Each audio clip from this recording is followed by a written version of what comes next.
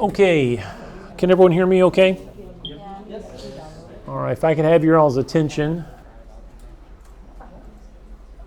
Okay. Some of you are a little concerned. You're asking me questions about the website project that's coming up. We'll talk about that in just a moment, but let me just kind of lay out what we're doing this week. You're looking at sections 5.1 and 5.2. In 5.1 and 5.2, 5.1 I believe is about media queries. 5.2 is about using the Flex layout. So we've kind of covered media queries before, but today we're going to be focusing specifically on Flex. Now, as we're prepping for this, I want to let you know I added to the class course today the GitHub account for the Flex demo. So if you want to go ahead and download that and get that ready on your laptops, or if you're using your whatever you're using to do this, okay? All right. While you're doing that, I'm going to scroll down here and we're going to talk about the where are you at? The project. Okay, so you have to upload your website proposal. 3 of you have already done that. I'm going to go ahead and bring up the document that you need to be filling out here, okay? Whoops.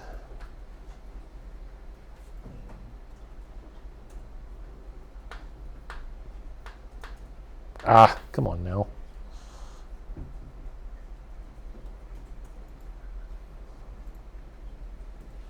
All right. Let's zoom this in a little bit. Okay, so here's the basics of this project. I want you to begin to think about your proposal. And the reason I'm having you write a proposal is because this is actually going to be something that you face a lot if you're going to do website development out in the real world. Someone's going to ask you to create a website, and you're going to have to create a proposal and say, hey, this is what we're going to do. This website proposal is in no way as detailed as what you're doing or should be doing with the general public. For example, in the general public, you would have some type of spreadsheet that delineates like the number of pages, the types of graphics, what you're going to charge, okay? If you're doing this for your box, same thing. You want to delineate it. Not that you're going to charge your boss, right? Because he'll probably tell you to go beat feet, right? But think about what you're proposing for your office. You should specify like the description, what the site's going to be about. What's the goal, right? Every problem has a solution. Think about that, okay? Every problem is actually an opportunity.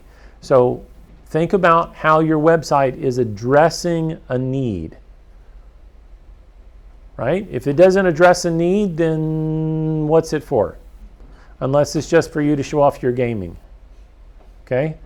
I want you to think about what you're trying to accomplish here, all right? So it should have some objective, a goal, something that you're trying to solve. You're going to have the problem statement. The problem statement is why for this project, okay? You need to outline the problem you're solving for your client. Maybe it's a website for your client that they don't have any visibility on the web for maybe they're a tire shop and people don't know what kind of tires they have.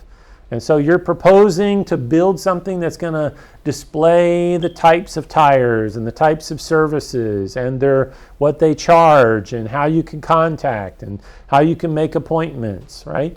Maybe that's what you're trying to solve. Maybe it's for like Jotin, where they can have an active menu of what their products are. I wish that was the truth. You could just go out there and say, okay, this is what we're looking for, right? You're going to write your solution to the problem. You have the problem, and now you're going to write the solution, okay? So this is what the proposal is about. What I've encountered in the past with some of my students is I've had some who've they cheated. and they went out and downloaded a website template and turned it in as their own. And it's very easy to determine if you've done that. Okay? Because this is your all's first year of programming. And so some things with layout and design, I want to see you coming up with the design. Okay? So with that in mind, your proposal is due on the 25th, but in 2 weeks, we're gonna come back and circle back around and have you come to me and show me what you've got done so far. Okay? 2 weeks from now. That means I want to start seeing some layout, some designs. This will be another grade. I want to see active development of your personal website. At the end of the semester, you're going to demonstrate your site to the class. Okay? And because there are 23 of us, 24 of us in here, I can't look and count this quick. I have to look back at the roster again. But you guys will have about a minute to 2 minutes to demonstrate your website to the class. The problem that you're solving, what problems you ran into, all of that. This is your opportunity to demonstrate your work. Your website has to be running on a web server. You can't just send me some files. You need to either put it on GitHub as a site. You can do that. You can point to, you can have your code sitting on GitHub and have GitHub pages point back at your code. You can do that. You can go out and actually purchase your own domain through like Amazon. You can get a Amazon site. You can actually get a WordPress site, by the way, for it's $3.50 a month. And that comes with a SQL database, and yeah, it's pretty cheap. Or you can use Infinity Free like you're already doing, or you can use 000 web hosting. I want to caution you, if you're using 000 web hosting, they're flaky sometimes. Like you can't access the site no matter what. I don't know what it is. The other thing with Infinity Free, a gentleman was telling me she had encountered this, and I've encountered this already. My site has expired and it disappeared. And the way that you keep that from happening is you visit your site. Because they look at it and they think, well, there's no one visiting it, so why are we hosting it? Okay, so you may have to go out and visit it, every other day or so, and it's one of those strange things. But hey, it's free, so it's what we have to do to make it work, right? Okay. Any other questions about the final project? Yes? Do we have to address like a real problem, like something that already exists, or can we make up our own sort of situation, a sort of business that we can tap that to? Yeah. So complete freedom to. Yes. Okay. Yes. Can our client be ourselves? As long as you have a problem you're solving. You have problems? Good answer. Good answer. Yes, Cherry. How do you when coding with the HTML and CSS, how do you make it the size as a browser? Like for example, Moodle has made the body filled with a lot of content. And YouTube has a lot of filling, Yep, those are all related to responsive layouts, media queries, and web design. So this type of question for the final project is more along the question of what questions you may have about getting it set up. Those other little details we can answer along the way for you. Okay? Yes? Mr. Rogers, what about sample images? Or Say again? Like what are some sites can you recommend for like stock images? Okay, yeah. Christian brings up a good point here. I don't know if I shared this story with you or not. Back about 10 years ago, I set up a website for a church. And I was hosting it off of my own private virtual server domain. And in their church, they had some stock images that they used, and then I had to set up something showing that they had a nursery service. So if young parents had children that were crying, they could come to church and hand them to some workers in the nursery and still be able to enjoy the service, right? And, you know, I thought, what better way than go find an image of a baby smiling? So I went out on the web and I searched for a free image and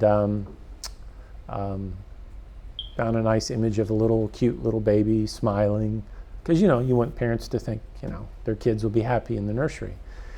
About 2 months passes.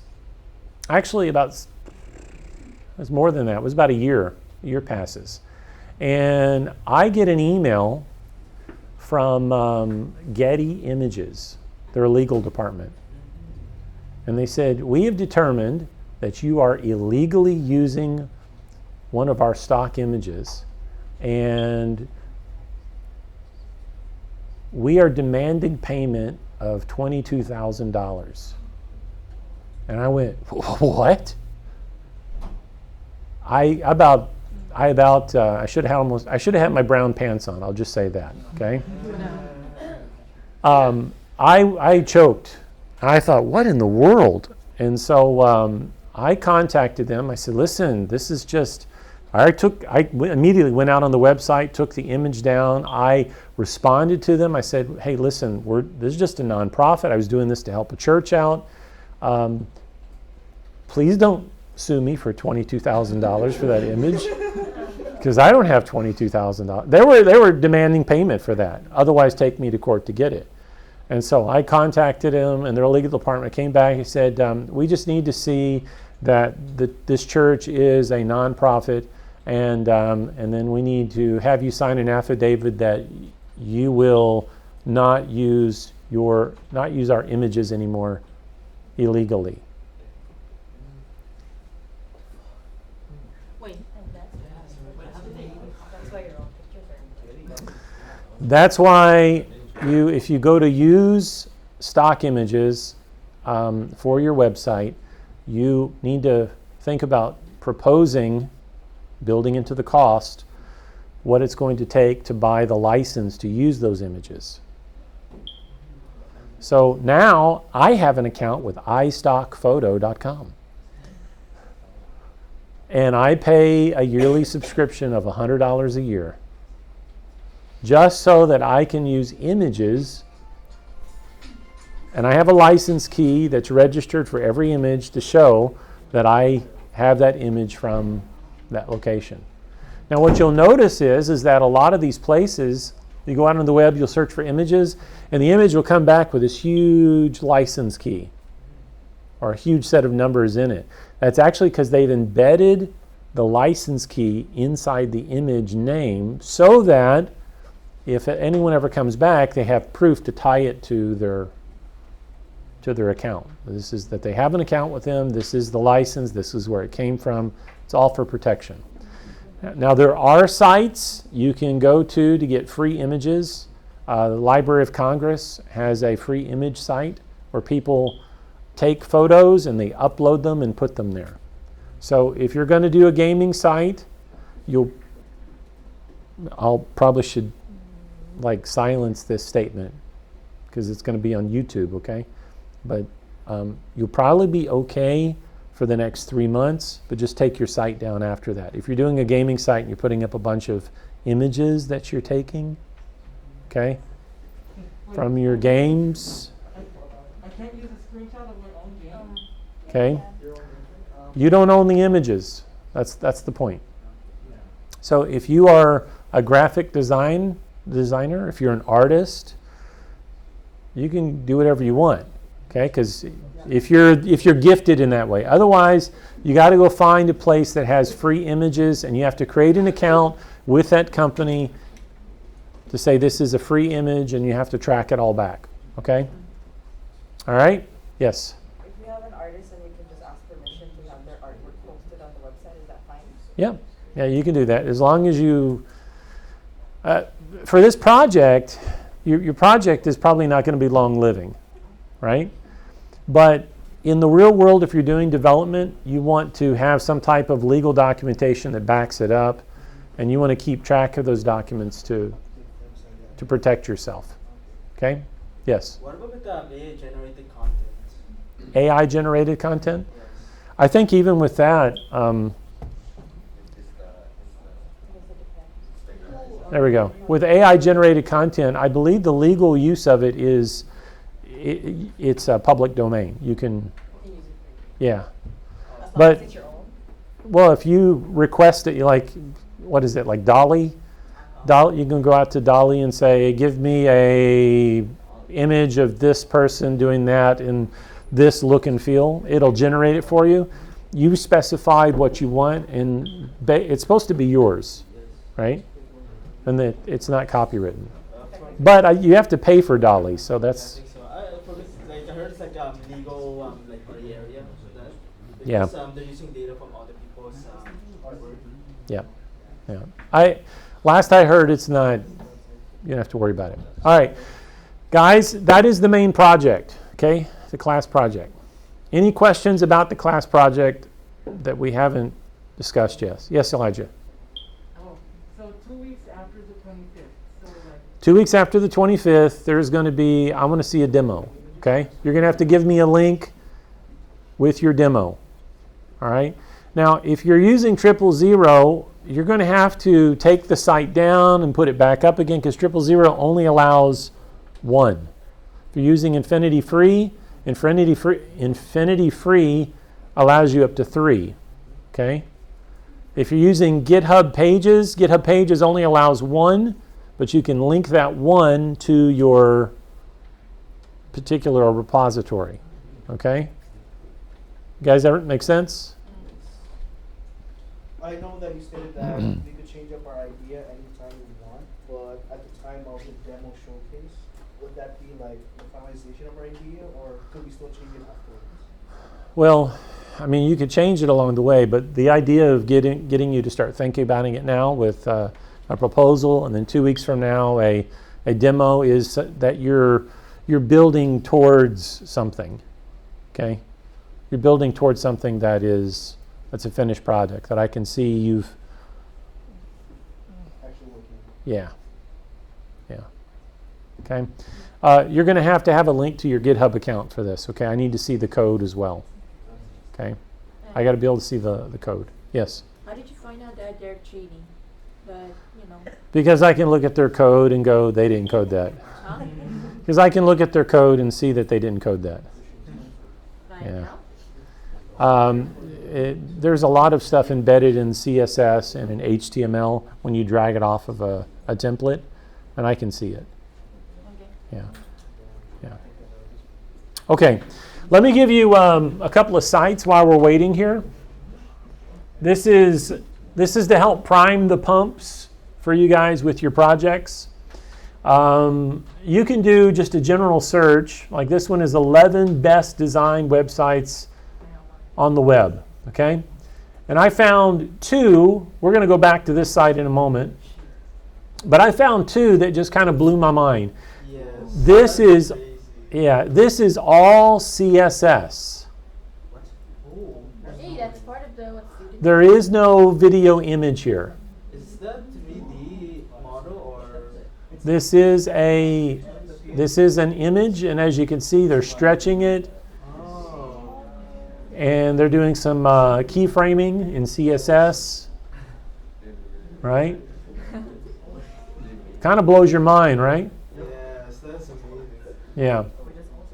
All right.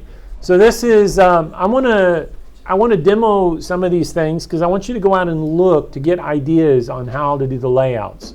And we've been spending the last several classes a lot of time talking about layouts, different ways to lay out a page and so forth. Okay, so look at places like this and look at how they're capturing the person's attention. Like the name of the site is up front and personal, right? I mean, it's like in your face. You can't miss it. All right? And the text itself is not a lot, but it's very apparent, so you're not like having to go, all right, I got to pause and read. Right? Most people, when they go to a site and it's just nothing but text, I don't want to read this, and they jump out. right? So think about how you lay it out. The images, how they convey content, right?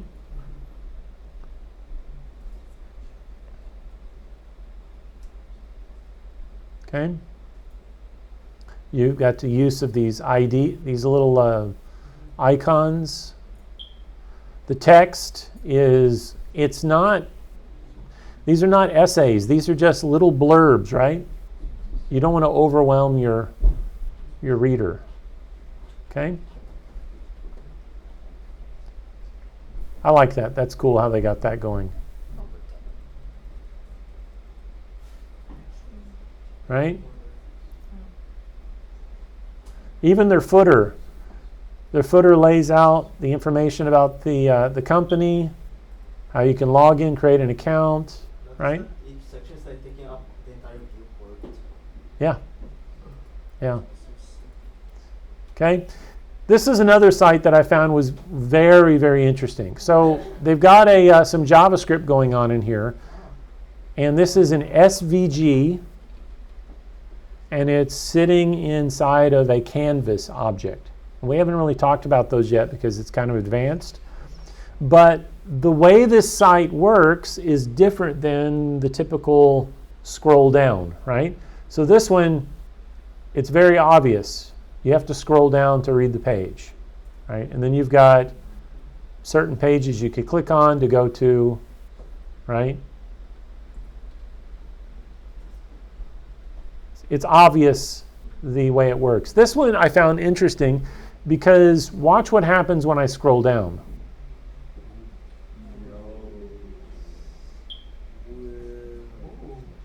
It's crazy. I'm still scrolling down, but it doesn't look like it. Okay? It's not JavaScript. Yeah. All of this is CSS. Now there's a video going on in here that they're using. Okay? And then you've got that little image again. I'm still scrolling down. Still scrolling down, still scrolling down.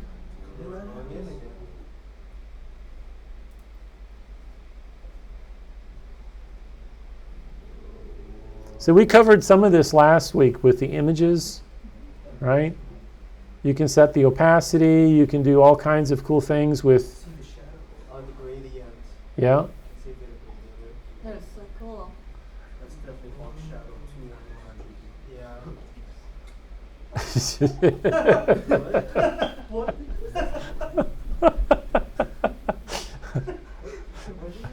Someone's playing the nerd out there, the geeky nerd. All right. All right. So,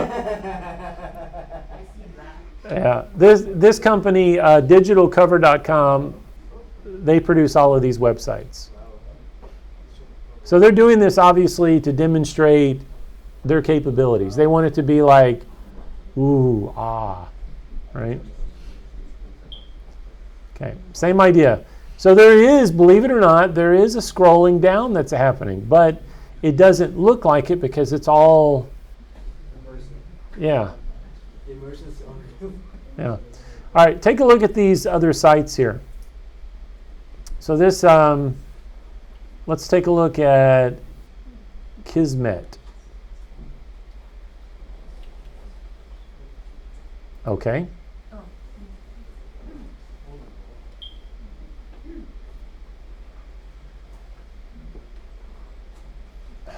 Stop it. Here it is. So this is done by Squarespace. Okay. Don't try to pull that off on me and say, "Oh, look what I did." Okay, but no, nope. Let's do. That's Wix. Can't use Wix either. This is Shopify, Squarespace. Yeah, you can't use any of those. Okay, WordPress.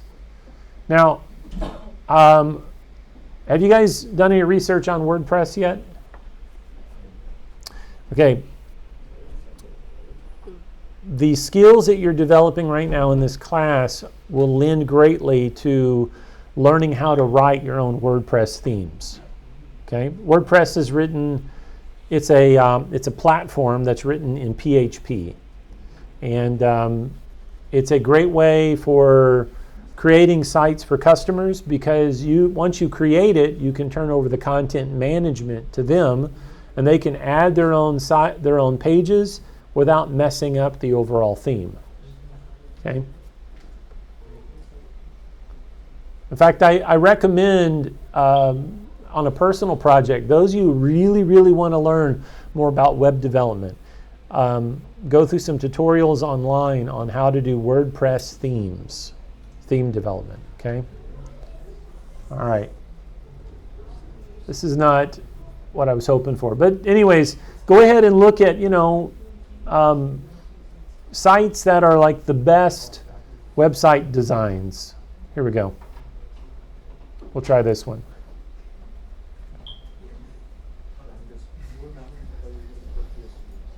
See, these are all made with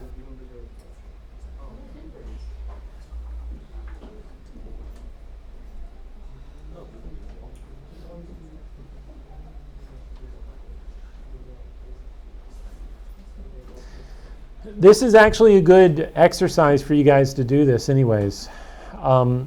If you're wanting to grow in your design abilities, look at the way other people are laying out their sites. Think about the artistic rendering of the page, how to convey the information. So this company is kikoplastic.com, and it is broken. So advanced. Yeah. It looks like it doesn't have enough CSS. I mean, yeah. So this, you can tell this, they're probably using Flex for this layout. We're going to talk about Flex today.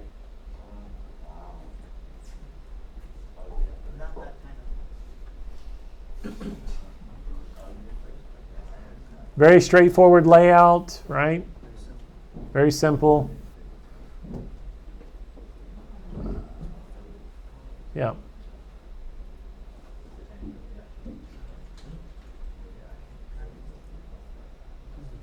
Okay, enough of that. So, has everyone had an opportunity to download the source code? Yes. The one from GitHub? Yes.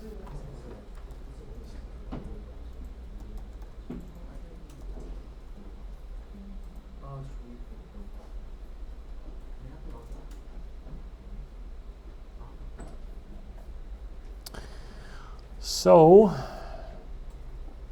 we're going to bring this up here today, and we're going to talk about Flex. I'm not going to be going into media queries today, but we are going to look at Flex. What I want you to do, once you open this project up, open it in Visual Studio, and I want to show you something. I'm not sure if you guys will have to download a plugin for this or not, but you should have, let's see, show preview here on the right. Do y'all see that? So if you click show preview, it's going to give you a URL. Oh, sweet. Okay. Yeah.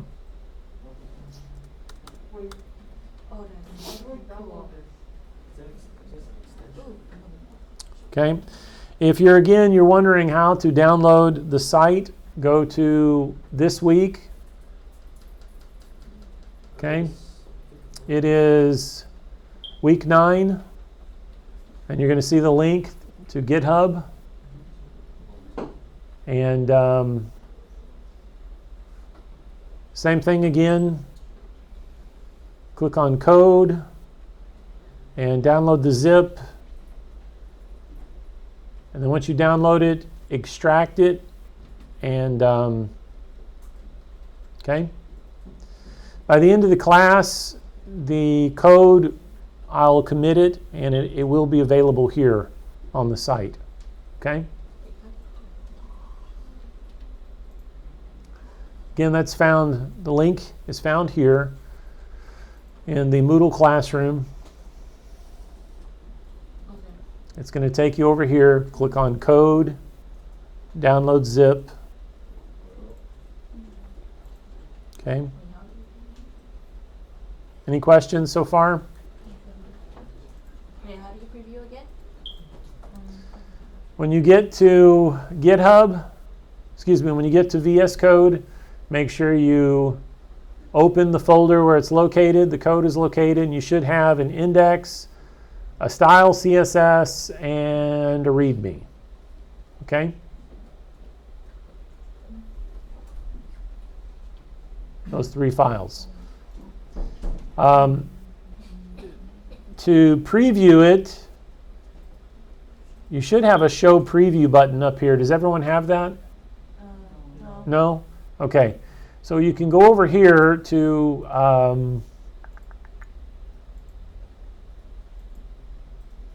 let's see, where is it at? Live Preview. Live Preview by Microsoft. Okay?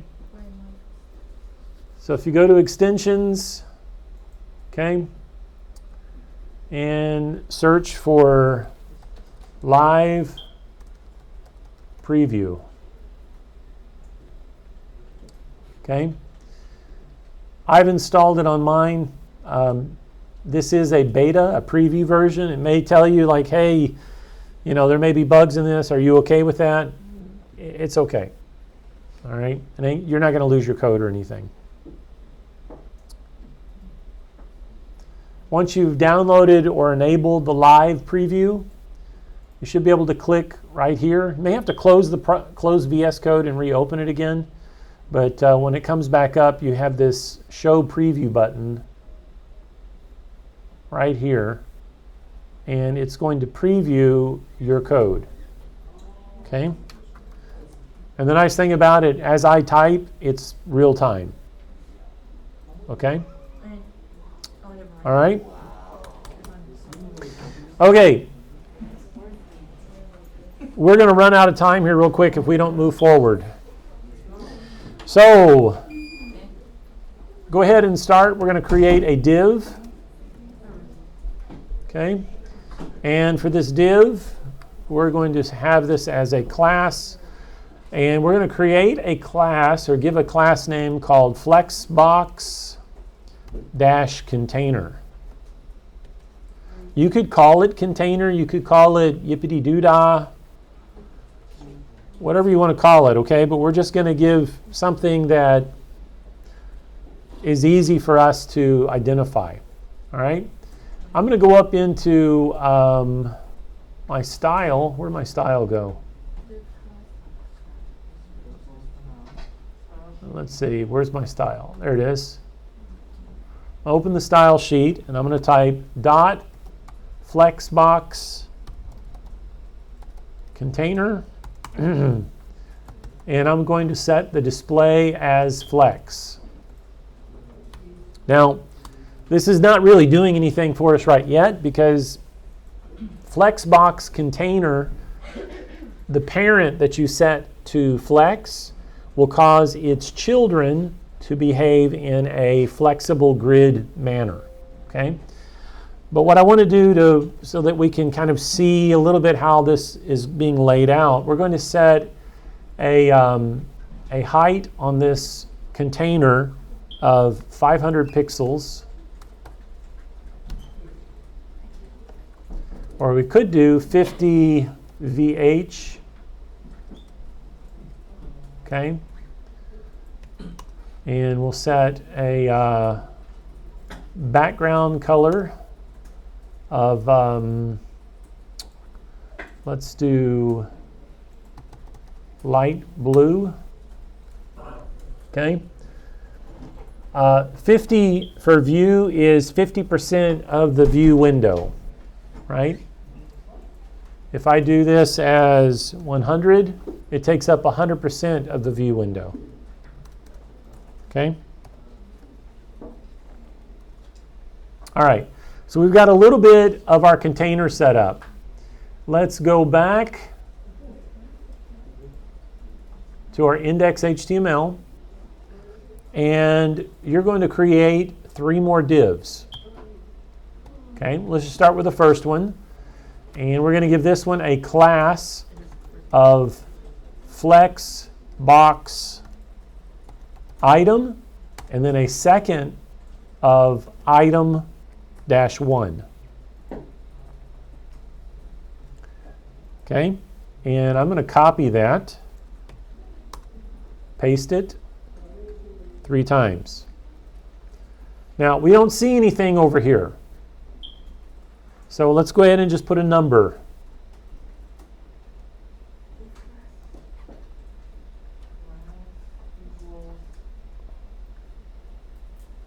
Okay.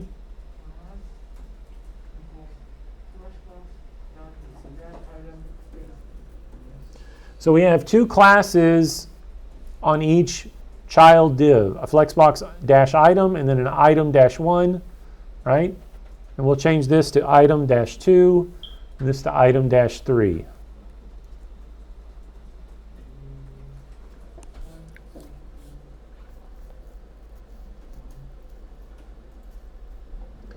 These classes don't exist yet, but we're going to go back to the style CSS and create a style for Flexbox-item, and then 3 separate classes, one for item-1, item-2, item-3.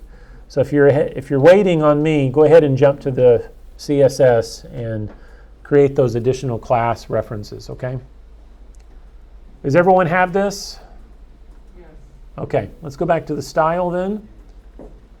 And we'll create our Flexbox-item.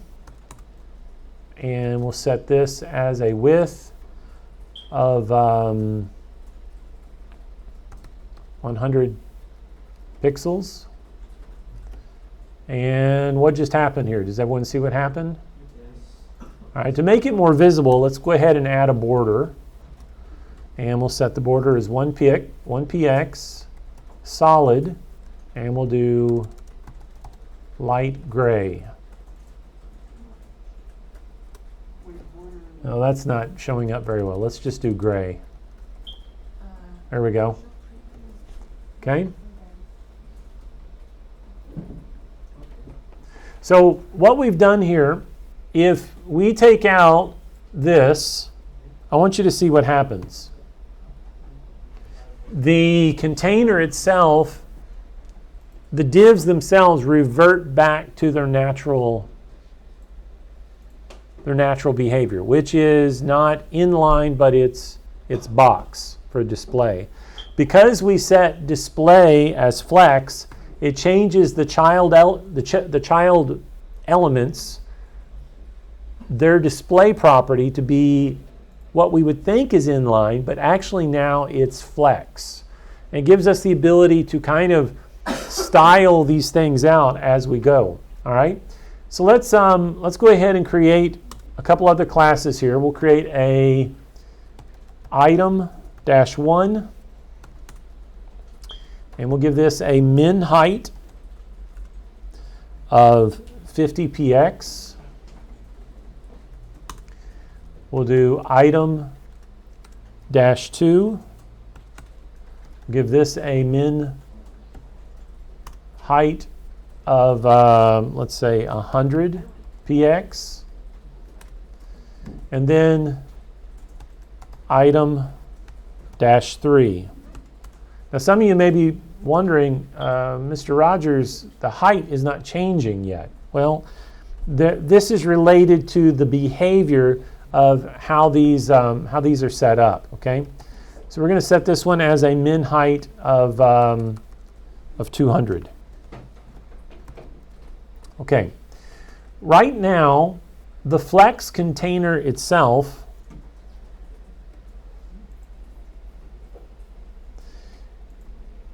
has a lot of built-in defaults. Okay, one of the built-in defaults that we're seeing here with the Flex container is things like the row and the column.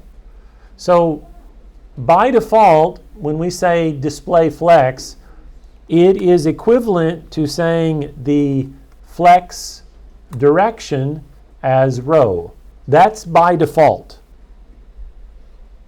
So by default, display flex is automatically flex direction. Other things that are by default here are like the flex wrap. Right now, the default is no wrap. Other defaults, let's just put this in here so we could see it. Flex wrap. The default is no wrap. Okay? Other defaults that we would see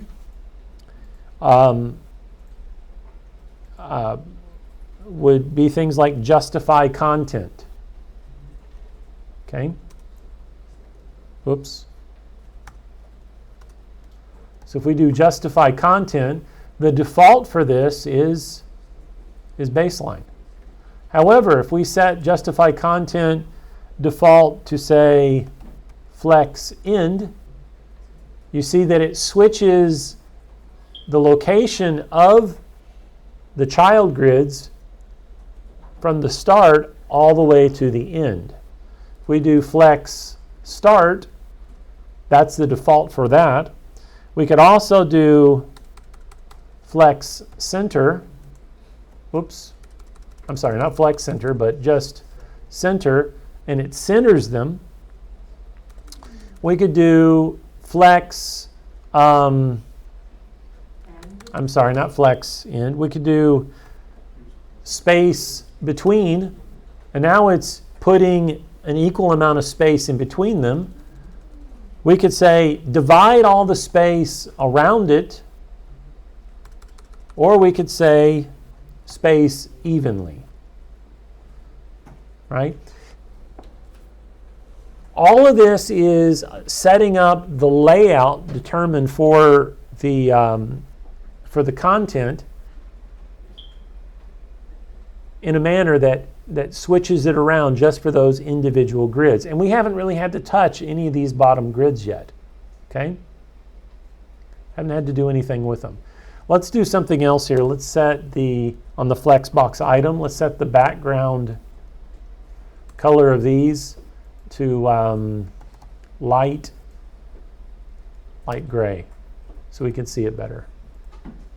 Okay. All right. Any questions so far? So this is the justify content. And remember, at justify content, you got flex start, you got flex end, you've got, or you could just say start, which is the same as saying flex start. You could say end, which is the same as saying flex end. You could say left. You could say right. Right? All of those deal with the direction. You could say center. Then you have things like space between, space around, space evenly. Okay? But let's go back to the original problem here.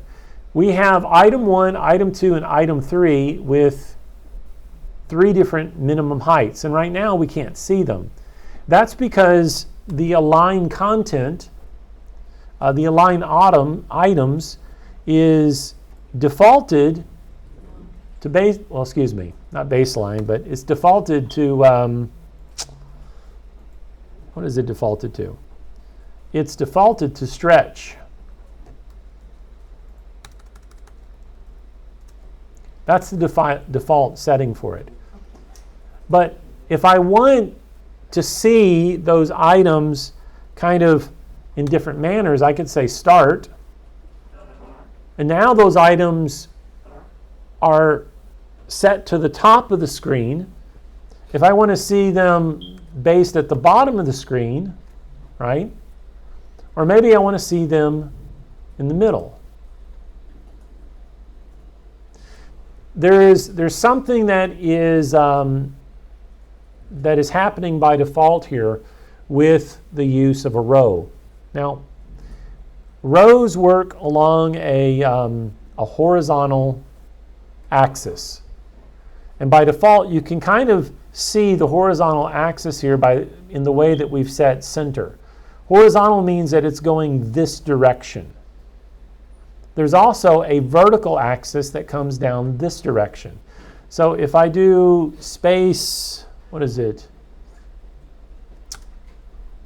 Between, or let's just do center. Now, all three of those are centered on the vertical axis, and they're centered on the horizontal axis. This kind of becomes more apparent when we do things like this. We say column, right?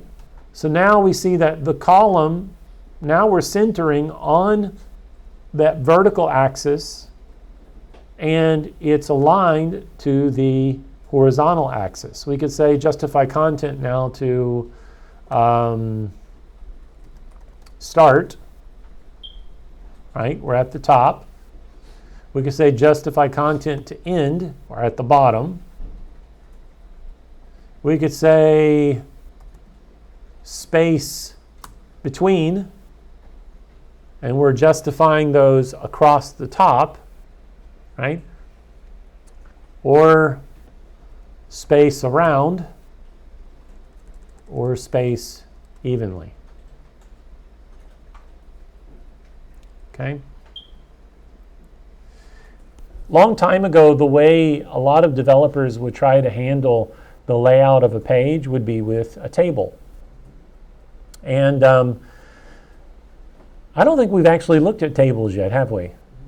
It's like the next chapter. Is it? We haven't. I don't think we have, though, right? Yeah, it's the next chapter. So a table is for laying out data like Excel spreadsheets or, numbers, that kind of thing. And early on, they would use a table and set the table to the max width of the page and then spread out all the columns evenly, and they would put their content inside of a table. The problem with tables is they're not designed for screen readers very well. This use right here with Flex, and as you've already seen with Grid, it kind of deals with that same type of situation. Gives you the flexibility to lay things out in a tabular format without it being a table. Okay? All right, any questions so far? I have a question. Yes. How do you left to and right, the contents, the items How do we get the items inside? from left to it's on the middle, but how about the left and right? Like what? The boxes, we all know that it's on the middle. How do you do the left? So you align the items. By default, the align items is start, right? And you see right now we're on flex direction is column. We could take it back to row like that, and then we have to do justify content. We could say space. We could set it like that, which I think is stretch. Now, we haven't addressed inside of these. Let's say that we want each of the items itself, for the text itself to be centered. We could just do a text align and say center. Now, how does that work? Well, flex item, each class has a flex item. It shares that class. And so I don't have to come in here to each individual items. I could do that, right? But I would only do that if I really wanted a particular item to have a different text align. I could say text align here and just say left. And that one, remember CSS is cascading. The more specific the style wins. So this one sets all of them, but item 3 is now being more specific. Okay? All right. Here's some other cool things that you can do with Flex.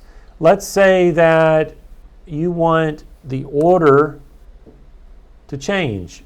Well, you could do, let's say, Flex direction. We could say row reverse. And now we reverse the order of the divs, right? Just by using row reverse. If we could also take this the other direction and say column reverse. Wait, why is it different? Okay. The reason why it's different is it's all specified on the Flex direction. So the Flex direction by default is row. And if we specify it to be column, then it's going to be laid out in a column. If we specify a reverse, we can say take the items and reverse the order. But you can also do some kind of interesting things here as well. Let's take it back to column, and let's add another property called order. The default order is 0, okay? That's the default. Means lay it out in this order. But what we could say is we want the order to be by 1. Excuse me here. I'm on the wrong spot. We could say we want the order of this one to be 1. And now we've specified a different order.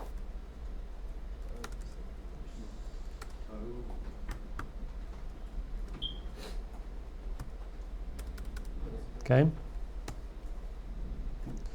So you've got a lot of control there in the direction. The other things that you can do with Flex have to do with the gap. So if we look at the current gaps on here, maybe we want to specify a different type of gap layout than what we have set with the justify content. So we could take out the justify content and we could say gap.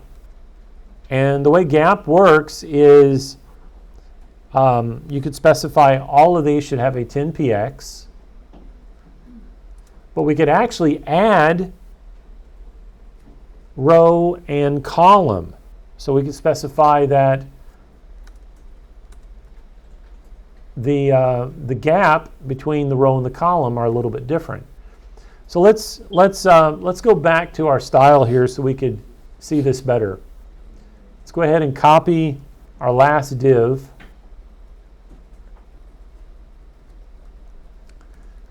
Okay. And we're going to say this is 4.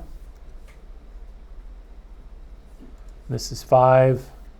And for so we can keep track on the screen, we'll change this to 4 and this to 5. Now, let's go back. Whoops. Let's go back to our style. And we're going to change this from no wrap to wrap. And we see what happens. Now we're forcing the elements to wrap. It comes all the way down. It has no more space, and then it wraps to the next line. Let's take our min width item here. Let's set a min height. Oh, wait a minute. I made a mistake, didn't I? This is supposed to be height. There we go. Now that should make more sense. So item 3, we're forcing the wrap across the page. You could see this being useful, say, like in columns of text, right? You could lay out your page that way. Can you scroll back up to the... So here we have a 10px, because we're on column. 10px is in between the rows, and 20. Let's see here.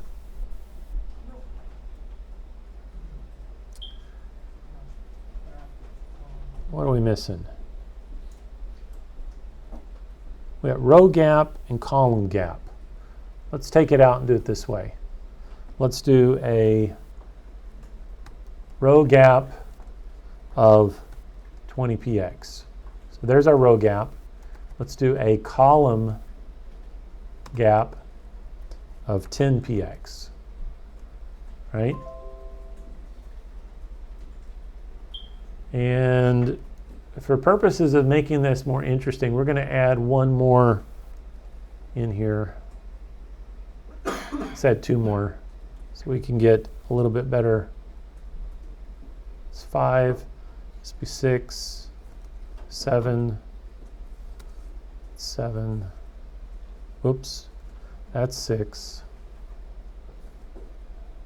That's 7. Okay.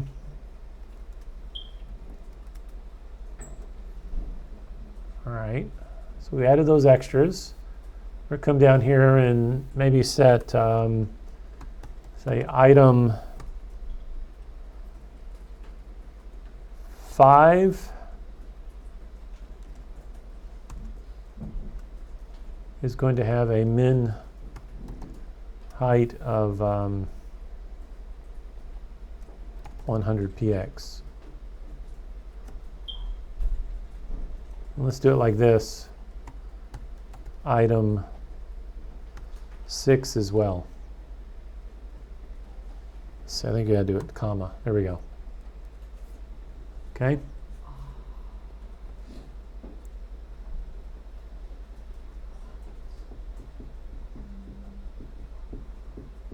So we're specifying, we're getting a bit of the layout. Let's go back up here to our width and set the width on these to 200. All right, so now we got wrap, and let's do, we are on columns, so let's do, you could do wrap reverse.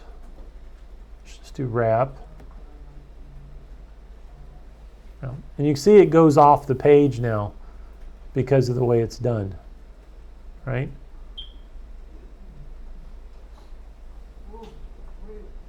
So those are some things you have to think about as you lay these out. Let's do the column as 5px. There we go. And we'll do the row gap as 10. Let's change this to row and just see how it looks. Okay? Okay. So there's a lot of different ways to play around with flex and how you set these up. When you're using just the term gap, the first parameter of gap is going to refer to the row by default. Second parameter would be the column. So we could say 10px, 5px. This here is equivalent to these two lines. Okay? And it's really up to you as far as the amount of specificity you want. If you can't remember and you want it to be very visual in front of you when you come back and look at it, 6 months later after you wrote the code for somebody, write it out like this. So it's very, very, very visual, very distinct. Okay? All right, any questions? Can you scroll back down, please? All right. Right there? Yeah, min height, px, order 0, min height,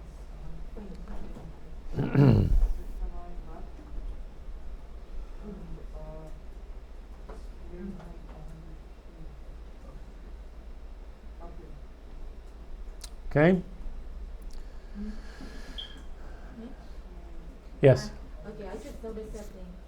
So unlike the 1 and 2 is on inside of the light blue box thingy, 5 and 6 are just They're hanging off. Yeah. Yeah. That's because we've got my mouse at.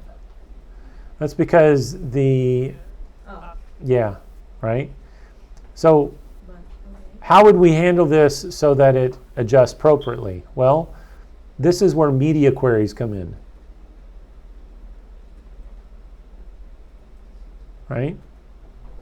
So what we would do with a media query is we would specify that after you get to a certain, below this width, we would specify a different flex layout for those items. It could be that once we get to a certain width, we would specify a media query. Let's do it like this. At media, let's see here.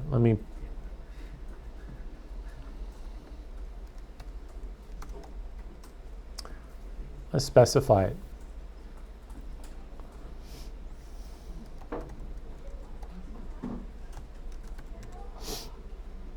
Let me try to see if I can pull up the documentation here for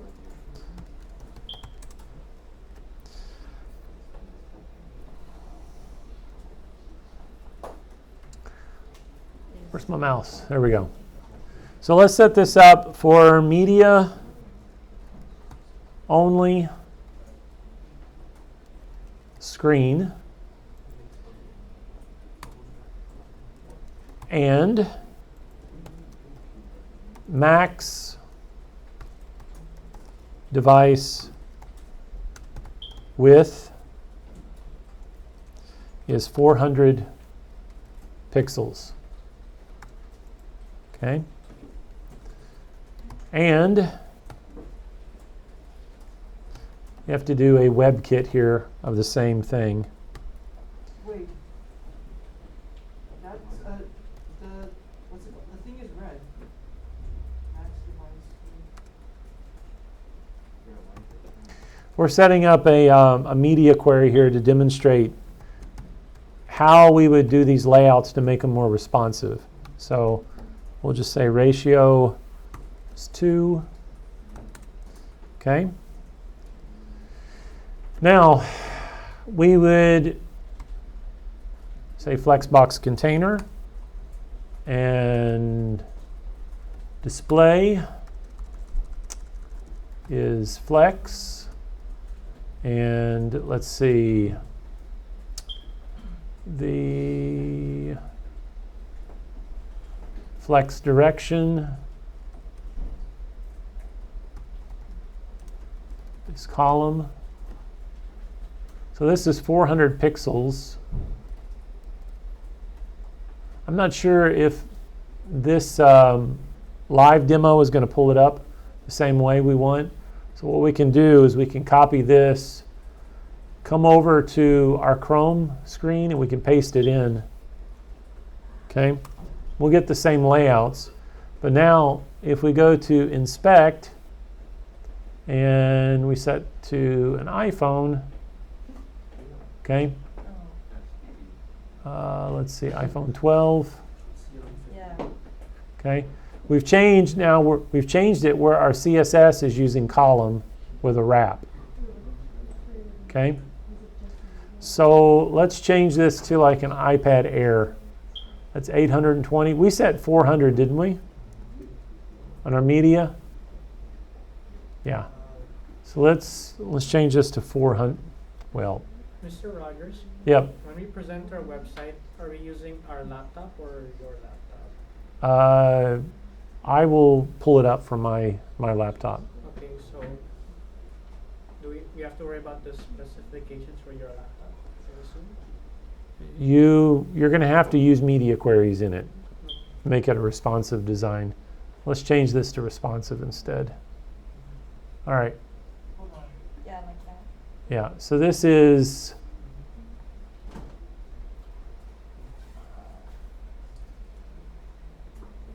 here we go. Oh, that's annoying. There we go. Okay. So now it's defaulting to column based on the media query. Let's make it 500.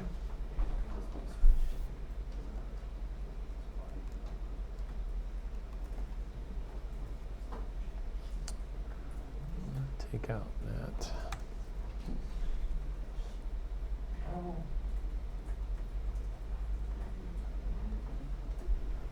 This is not responding. Maybe reload. What's that? Maybe reload it, I think. Oh. Yeah, it's not responding. You're going to have to use your media queries for that to adjust the size when it comes to the different directions. Wait, Okay. hold on that. Max device was 500 pixels. Wait, what was the, no. Flexbox, Flexbox. Okay. So inside your, I think the other things we're missing here are like the, what is it, the width?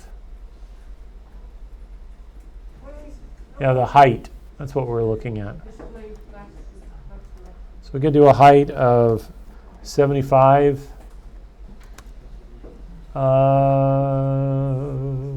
VH, right? Let's see if it changes it on the other screen. It's hard to see here if it's actually. Okay. Wait, can you please show it to me? Show, what are you wanting me to show? The thing again. The media. There we go. Now it's switched. That's kind of weird the way it does that. Okay. Okay. Display flex.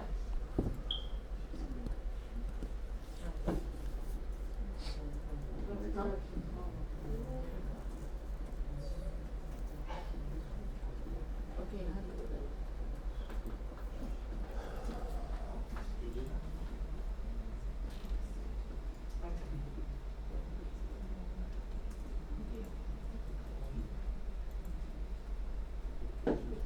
Now we didn't talk about this as well. Elijah, I'm going to go back to the top for a second, okay? For your display, you have also some other options here. You have, I believe it is, nope, that's not it.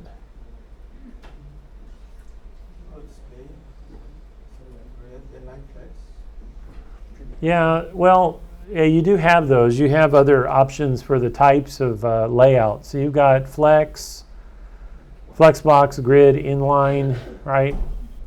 Normal things, but let's see, where is my mouse at?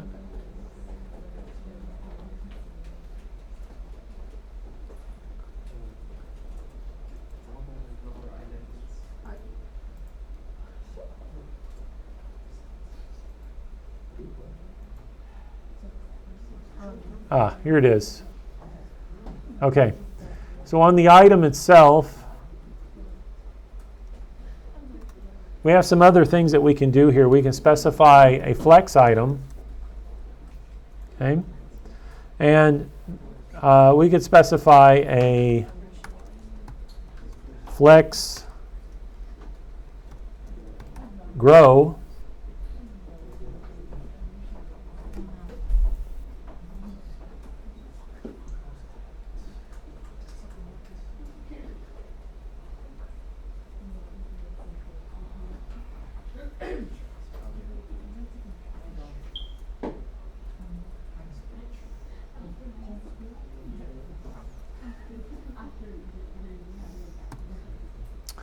This property is not working the way it's supposed to.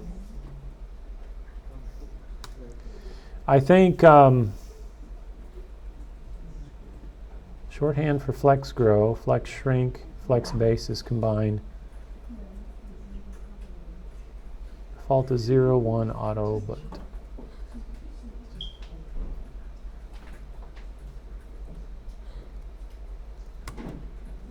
yeah. There we go. So you can set the flex for 1, which means to which is either flex shrink, flex basis, or flex auto. Okay, so there's flex auto. flex 0, which is the default, flex 1, which is going to take it out to the full size, or none. So again, the options are auto, none. So auto is that to the full, which is the same as saying 1. And I believe when it's 1, it's a percentage. So I think you should be, let's test it and see.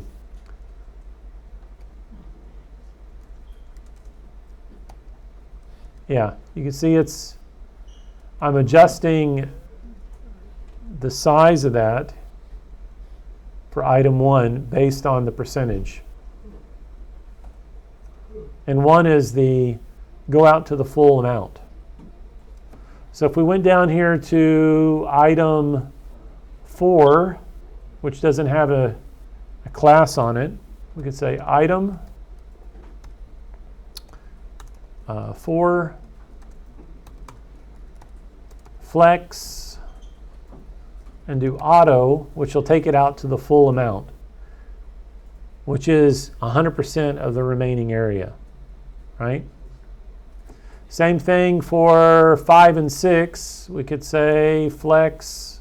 We could actually just take out the height here and just say flex auto. And 5 and 6 then would flex out to the maximum amount.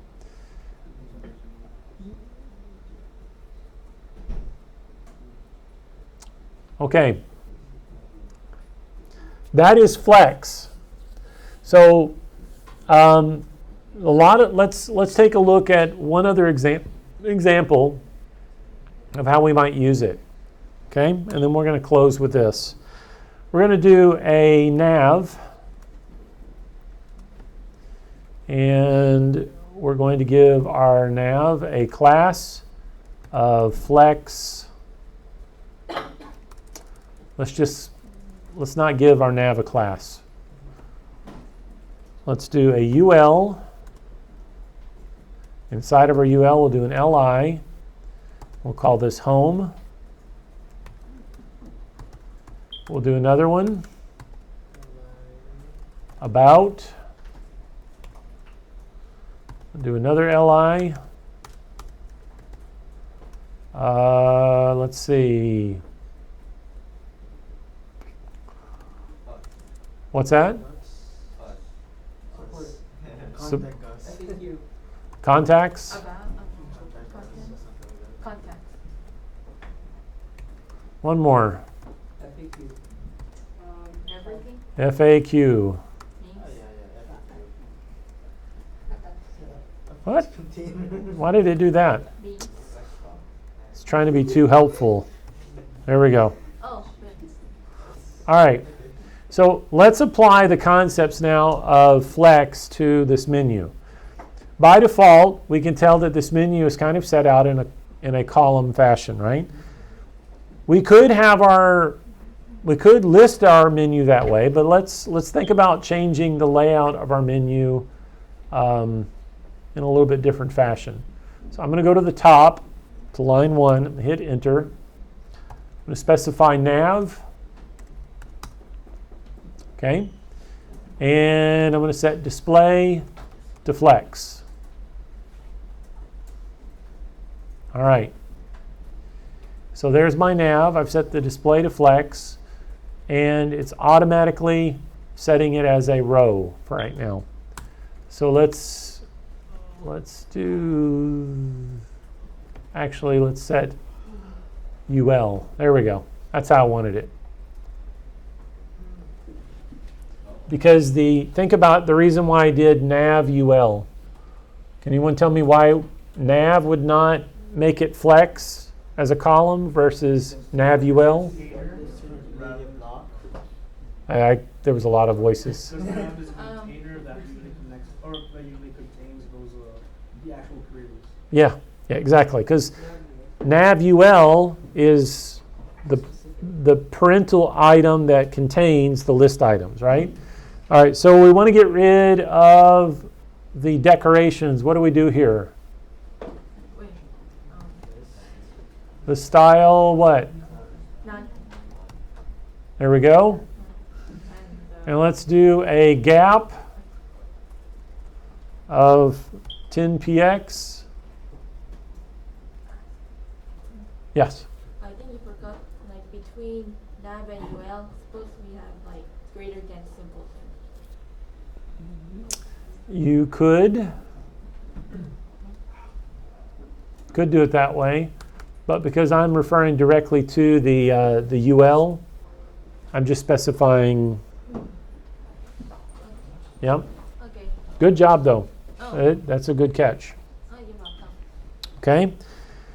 So now let's set. What's the background color we want for our? Let's do black. Okay. And we'll set the color to white. Okay. And let's do something else. We'll say body, font, family. I'm going to do this one. You can choose that automatically in your Visual Studio Code, okay? All right, let's see here. Let's do flex. No, not flex. What are we looking for? We're looking for align or justify content. And we're going to say start. That didn't do it. Because we're on a row, I think it's align content, line items. Start. Why isn't that working? Let's see. Flex direction. Row, align items, flex, start. What do we got going on right here? Wait, how about text align? Huh? How about text align? I don't think I can inspect, can I? Yes, it's in the hamburger menu. You see the icon? Go down. This one? Yes. And then open the two space. Oh, okay. Oh. So elements. Where's my nav at? Okay, so It's in the body.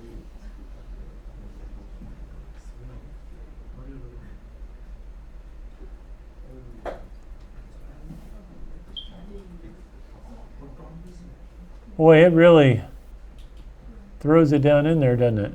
Wow. Yeah. I don't know if I can. Is it that one? Holy cannoli. Oh my goodness. Yeah, I don't know if that's going to be too useful. Yeah. All right. Can do it over here, though.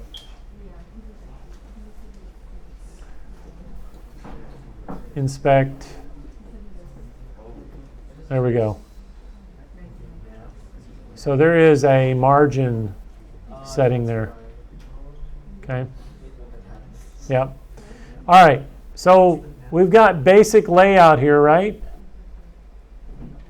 Let's do. Let's see. Align content. Not align, I want justify. Justify content.